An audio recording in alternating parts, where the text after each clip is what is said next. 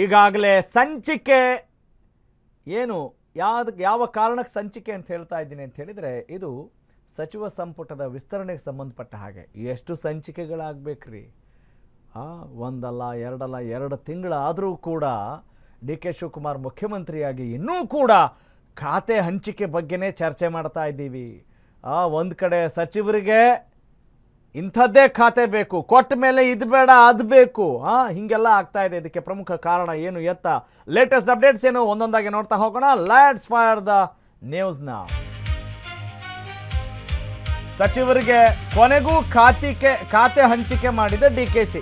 S, ಹಬ್ಬ ಅಂತೂ ಇಂತೂ ಆಗ್ತಾ ಇದೆಯಾ ಅಂತ. ಡಿ ಕೆ ಶಿ ಸಂಪುಟದ ಸಚಿವರಿಗೆ ಕೊನೆಗೂ ಖಾತೆ ಹಂಚಿಕೆ ಮಾಡಲಾಗಿದೆ. ಈ ವಿಚಾರಕ್ಕೆ ಸಂಬಂಧಪಟ್ಟ ಹಾಗೆ ಎಕ್ಸ್ಕ್ಲೂಸಿವ್ ಅಪ್ಡೇಟ್ಸ್ ಓನ್ಲಿ ಆನ್ ಅಷ್ಟೋವೇಗ. 13 ಸಚಿವರಿಗೆ ಖಾತೆ ಹಂಚಿಕೆ ಮಾಡಿದೆ high command. Then what is the role of CM? K H Muniyappa ಖಾತೆ ಬದಲಿಸಿದ ಕಾಂಗ್ರೆಸ್. ಸಮಾಜ ಕಲ್ಯಾಣ ಆಗಿದೆ, ಸಮಾಜ ಕಲ್ಯಾಣ ಖಾತೆ ಗಿಟ್ಟಿಸಿದೆ ಕೆ ಎಚ್ ಮುನಿಯಪ್ಪ. ಕಲ್ಯಾಣ ಆಗಬೇಕು. ಮುನಿಯಪ್ಪ ಬಳಿ ಇದ್ದ ಆಹಾರ ಖಾತೆ ರಿಜ್ವಾನ್ ಅರ್ಷದ್ ಹೆಗಲಿಗೆ. ಈಗಾಗಲೇ ಲೋಕಭವನಕ್ಕೆ ಪಟ್ಟಿಯನ್ನು ರವಾನಿಸಿದ್ದಾರೆ ಮುಖ್ಯಮಂತ್ರಿ D K Shivakumar. Yes, this is the news at present. ಸಚಿವರಿಗೆ ಕೊನೆಗೂ ಖಾತೆ ಹಂಚಿಕೆ ಮಾಡಿದ್ದಾರೆ D K Shivakumar. D K Shivakumar ಸಂಪುಟದ ಸಚಿವರಿಗೆ ಖಾತೆ ಹಂಚಿಕೆ ಮಾಡಲಾಗಿದೆ. ಆದರೆ ಇನ್ನು ಖಾತೆ ಮಾತ್ರ ಮುಂದುವರಿತಾನೇ ಇದೆ ಅನ್ನೋದು ಕೂಡ ಇಲ್ಲಿ ನಾವು ಗಮನಿಸಬೇಕಾಗಿದೆ. ಖಾತೆ ಹಂಚಿಕೆ ಆದರೂ ಕೂಡ, ಆಗದೆ ಹೋದರೂ ಕೂಡ ಖಾತೆ ಮಾತ್ರ ಇದ್ದದ್ದೇ. ಎಸ್, ಬಸವರಾಜ ರಾಯರೆಡ್ಡಿ, ಎಸ್ ಮಲ್ಲಿಕಾರ್ಜುನ್, ಚಲುವರಾಯಸ್ವಾಮಿಗೆ ಕೃಷಿ ಖಾತೆ, ಲಕ್ಷ್ಮಣ ಸವದಿಗೆ ಸಹಕಾರ ಖಾತೆ, ಪ್ರಾಥಮಿಕ ಮತ್ತು ಪ್ರೌಢಶಿಕ್ಷಣದ ಜವಾಬ್ದಾರಿಯನ್ನ ಮಧು ಬಂಗಾರಪ್ಪ ಅವರು ವಹಿಸಿಕೊಳ್ಳಬಹುದು ಅನ್ನುವ ಅಂದಾಜಿದೆ. ವಸತಿ ಖಾತೆಯನ್ನ ಮುಂದುವರಿಸಬಹುದು ಜಮೀರ್ ಅಹಮದ್ ಖಾನ್. ಅಜಯ್ ಸಿಂಗ್ ಅವರಿಗೆ ಉನ್ನತ ಶಿಕ್ಷಣ ಅಂತ ಹೇಳಲಾಗ್ತಾ ಇತ್ತು, ಆದರೆ ಅರಣ್ಯದ ಜವಾಬ್ದಾರಿ ಅವರ ಹೆಗಲಿಗೆ ಬರಬಹುದು. HC ಬಾಲಕೃಷ್ಣ ಅವರ ಹೆಗಲಿಗೆ ಸಣ್ಣ ನೀರಾವರಿ ಖಾತೆ. ರಿಜ್ವಾನ್ ಅರ್ಷದ್ ಪಾಲಿಗೆ ಆಹಾರ ಖಾತೆ. ಪಶುಸಂಗೋಪನೆಯ ಜವಾಬ್ದಾರಿಯನ್ನ ಪುಟ್ರನ್ ಶೆಟ್ಟಿ ಅವರು ಹೊರಬಹುದು. ಸಚಿವರಿಗೆ ಸಂಭಾವ್ಯ ಖಾತೆಗಳು ಹೀಗಿದ್ದಾವೆ. ಕಾರ್ಮಿಕ ಇಲಾಖೆಯ ಜವಾಬ್ದಾರಿ ಎಂದಿನಂತೆ ಸಂತೋಷ್ ಲಾಡ್ ಅವರು ಮುಂದುವರಿಸಿಕೊಂಡು ಹೋಗಬಹುದು. ಕೆ ಎಚ್ ಮುನಿಯಪ್ಪ ಅವರು ಸಮಾಜ ಕಲ್ಯಾಣದ ಜವಾಬ್ದಾರಿಯನ್ನು ನಿಭಾಯಿಸಬಹುದು. ಡ್ಯೂಟಿ ಖಾದರ್ ಅಲ್ಪಸಂಖ್ಯಾತ ಮತ್ತು ವಕ್ಫ್ ಹೆಚ್ಚುವರಿ ಖಾತೆಯಾಗಿ ನಿಭಾಯಿಸಬಹುದು. ಉನ್ನತ ಶಿಕ್ಷಣದ ಜವಾಬ್ದಾರಿಯನ್ನ ಬಸವರಾಜ ರಾಯರೆಡ್ಡಿ ಅವರು ನಿಭಾಯಿಸಬಹುದು ಅನ್ನುವ ಮಾಹಿತಿ ಇದೆ. ಗಣಿ ಖಾತೆಯನ್ನ ಎಸ್ ಮಲ್ಲಿಕಾರ್ಜುನ್ ವಹಿಸಬಹುದು. ಓಕೆ, ಇಂತಿಂಥವ್ರು ಇಂಥ ಖಾತೆ ನಿಭಾಯಿಸಬಹುದು ಅಂತ ಸದ್ಯಕ್ಕಿದೆ. ಇನ್ನು 1.0 ಅಲ್ಲಿ ಅಂದ್ರೆ ಡಿ ಕೆ ಶಿವಕುಮಾರ್ ಅವರು ಮುಖ್ಯಮಂತ್ರಿಯಾಗಿ ಪದಗ್ರಹಣ ಸ್ವೀಕರಿಸಿದಾಗ ಮೊದಲ ಹಂತದಲ್ಲಿ ಪ್ರಮಾಣ ವಚನ ಸ್ವೀಕರಿಸಿದ ಸಚಿವರ ಒಂದು ಪಟ್ಟಿಯನ್ನು ಗಮನಿಸಿದಾಗ ರಾಮಲಿಂಗಾರೆಡ್ಡಿ ಅವರ ಆದಿಯಾಗಿ ಕೃಷ್ಣ ಬೈರೇಗೌಡರು, ಹೀಗೆ ಬಹಳಷ್ಟು ಅಲ್ಲಿ ತಗಾಫರ್ ನಡೆದಿದ್ದನ್ನು ಕೂಡ ನಾವು ಗಮನಿಸಬಹುದು. ಅದ್ಯಾವುದು ಕೂಡ ಗುಟ್ಟಾಗಿ ಉಳಿದಿಲ್ಲ ಅನ್ನೋದು ಕೂಡ ಅಷ್ಟೇ ಸತ್ಯ. ಈಗ ಈ ಖಾತೆಗೆ ಸಂಬಂಧಪಟ್ಟ ಹಾಗೆ ಯಾಕೆ ಇಂತಹದ್ದೇ ಖಾತೆ ಬೇಕು ಅಂತ ಹೇಳ್ತಾರೆ?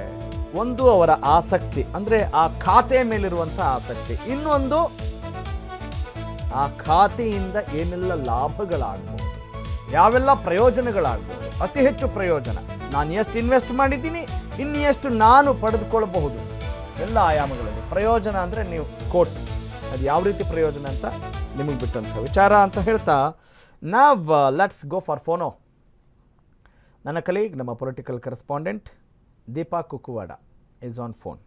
Okay Deepa, yes, latest updates ಈ ಖಾತೆಗೆ ಸಂಬಂಧಪಟ್ಟ ಹಾಗೆ. ಇನ್ನು ಖಾತೆಗಳೇನಾದರೂ ಮುಂದುವರಿಯೋ ಲಕ್ಷಣಗಳಿದ್ದಾವ ಅಥವಾ ಖಾತೆಗೆ ಇತಿಶ್ರೀ ಹಾಡಬಹುದಾ? Yes, please go head.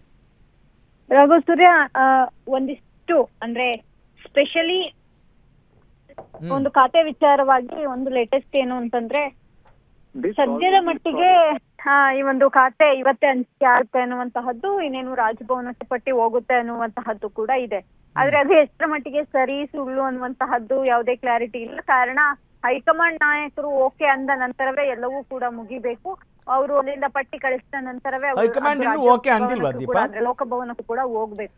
ಇದೆಲ್ಲದರ ನಡುವೆ ಈಗ ಖಾತೆ ಹಂಚಿಕೆ ವಿಚಾರವಾಗಿ ಹಳೆಯ ಸಚಿವರು ಅಂದ್ರೆ ಸಿದ್ದರಾಮಯ್ಯ ಸರ್ಕಾರದಲ್ಲಿ ಇದ್ದಂತಹ ಸಚಿವರುಗಳಿಗೆ ಅವರದ್ದೇ ಖಾತೆಯನ್ನ ಕೊಡ್ಬೇಕು ಅನ್ನುವಂತಹದ್ದು ಕೂಡ ಇದೆ. ಯಾಕಂದ್ರೆ ಹಿಂದೆ ರಾಮಲಿಂಗಾರೆಡ್ಡಿ ಸೇರಿದಂತೆ ಅನೇಕರು ಖಾತೆ ವಿಚಾರವಾಗಿ ತೆಗೆದಿದ್ದಂತಹ ಒಂದಿಷ್ಟು ಗದ್ದಲಗಳು ಇನ್ನು ಹಸಿಯಾಗೇ ಇದೆ. Correct. ಹಾಗಾಗಿ ಆ ನಿಟ್ಟಿನಲ್ಲಿ ಒಂದಿಷ್ಟು ಆ ಖಾತೆಯ ವಿಚಾರವಾಗಿ ಹಳೆಯ ಖಾತೆಗಳನ್ನೇ ಮುಂದುವರ್ಸ್ಕೊಂಡು ಹೋದ್ರೆ ಒಳ್ಳೇದು ಅನ್ನುವಂಥದ್ದು. ಆದ್ರೆ ಮುನಿಯಪ್ಪ ಅವರು ಸ್ಟ್ರಾಂಗ್ ಆಗಿ ತಮ್ಮ ಆಹಾರ ಖಾತೆ ಬೇಡ ಅನ್ನುವಂಥದ್ದನ್ನ ಹೈಕಮಾಂಡ್ ಮುಂದೆ ಇಟ್ಟಿದ್ರು.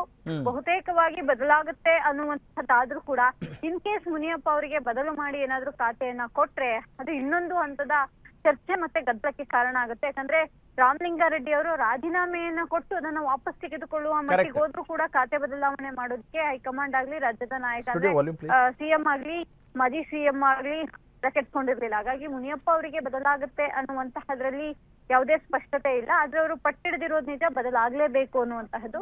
ಆದ್ರೆ ಅದೇ ಸದ್ಯದ ಮಟ್ಟಿಗೆ ಖಾತೆ ವಿಚಾರವಾಗಿ ಇನ್ನೇನು ಪಟ್ಟಿ ಫೈನಲ್ ಆಗಿರುವಂತಹದ್ದು ಲೋಕಭವನಕ್ಕೆ ಹೋಗ್ಬೇಕು ಅನ್ನುವಂತಹದ್ದಷ್ಟೇ ಸದ್ಯದ ಅಪ್ಡೇಟ್ಸ್. ರಾಘವ್ ಸೂರ್ಯ, ಈ ಅದಲು ಬದಲು ಆಟ ಯಾಕಿರ್ಬೋದು ಅಂತ ಅನ್ಸುತ್ತೆ?